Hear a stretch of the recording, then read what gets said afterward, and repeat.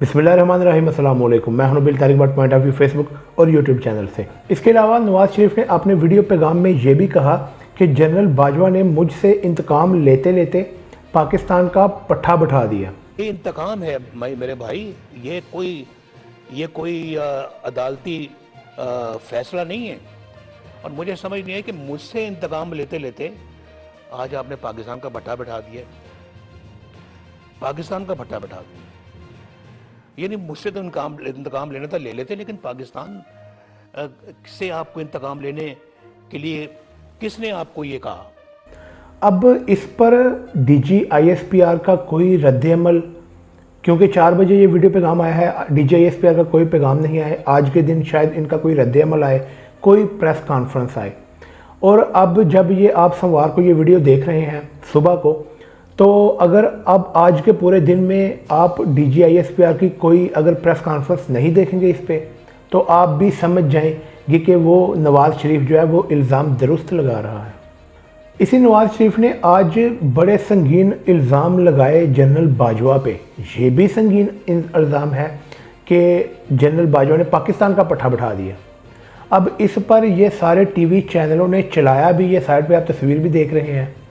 पैमरा ने कोई नोटिस अभी तक नहीं लिया, कोई नोटिफिकेशन जारी नहीं हुआ, कोई चैनल बंद नहीं हुआ, सब अलाउ है। इसे कहते हैं असली मीडिया मैनेजमेंट। अच्छा, इसके अलावा नवाज शरीफ का जो ये सारा आज आप तकरीर ये वीडियो देखेंगे ना, तो आप देखेंगे ये बड़े मजलूम, इसका ये सारा रोना धोना ये इमरान खान के खिलाफ नहीं बोल रहा, क्योंकि जब इनके साथ ये सारा कुछ हुआ तब तो इमरान खान वज़ीर आज़म नहीं था, तो ये किसने करवाया?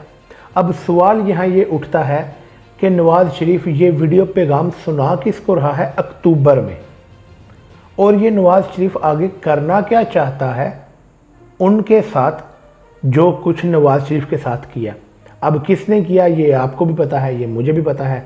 जस्टिस साकिब निसार का तो वो नाम ले चुके हैं, अब किसका नाम वो नहीं ले सकते या क्या नहीं लिया वो भी आपको पता है और मुझे भी पता है। चूतिया बनाया तुमको।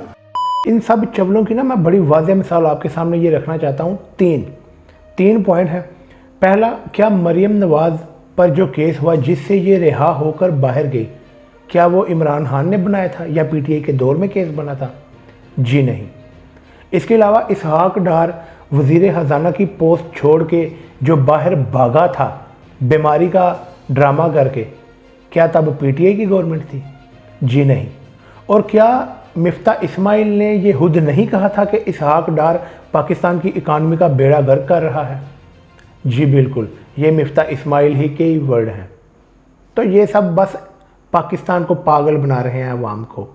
ये सियासत इसको कहते हैं, हालांकि ये सियासत नहीं है, ये बेगैरती होती है। मिनट में कुछ और या मिनट में कुछ और। इसकी मैं एक बड़ी मिसाल अभी आपके सामने और रख देता हूँ।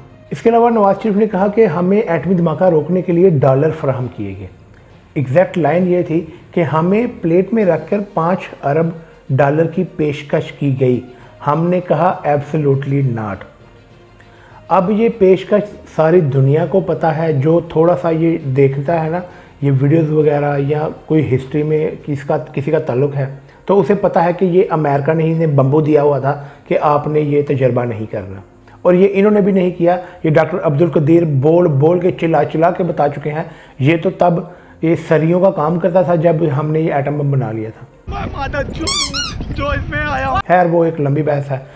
अच्छा, अब नवाज शरीफ डायरेक्ट भी और इनडायरेक्ट भी ये कह रहा है कि अमेरिका ने पाकिस्तान के खिलाफ साजिश की और हमने उन्हें कहा एब्सोल्युटली नॉट।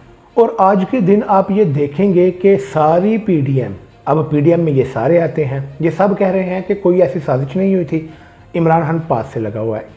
इमरान खान ने एब्सोल्युटली नॉट कह के अमेरिका के साथ हमारे तल्लुकात खराब किए, ये कहना था नवाज शरीफ के भाई का, शहबाज शरीफ, जो कि हमारे वज़ीर आज़म हैं।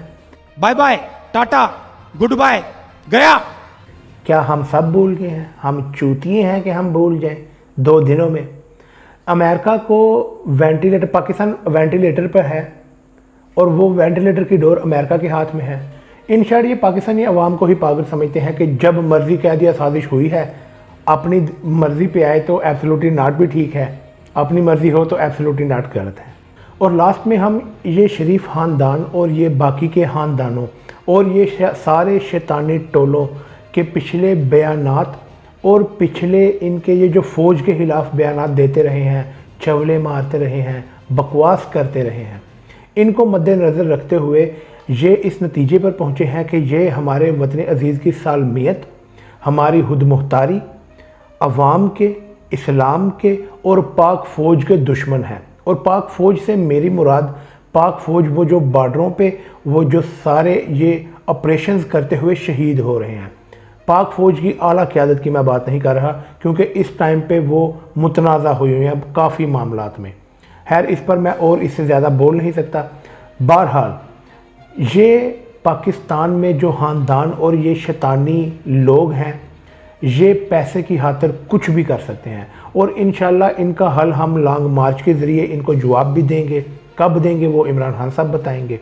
इसके अलावा और हल मुझे भी और मेरे ख्याल से अभी किसी के पास और नहीं है लॉन्ग मार्च के अलावा।